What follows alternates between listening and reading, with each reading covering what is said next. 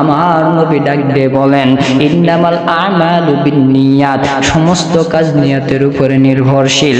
আমার বাবাজি, আমার বন্ধুগণ, আপনার আমার নিয়ত যদি ভালো হয় গো বাবা, আপনার আমার নিয়ত যদি খাঁটি হয়, তাহলে আমার আল্লাহ রাব্বুল আলামিন ওই বস্তুটাকে কবুল করে নিবে।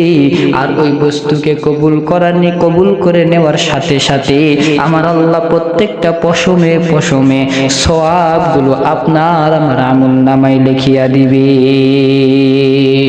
আমার আল্লাহ রাব্বুল আলামিন জানায়া দেয়,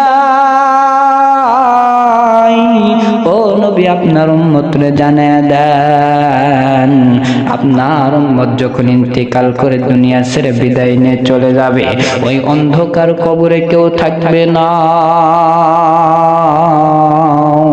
আমি আল্লাহ রাব্বুল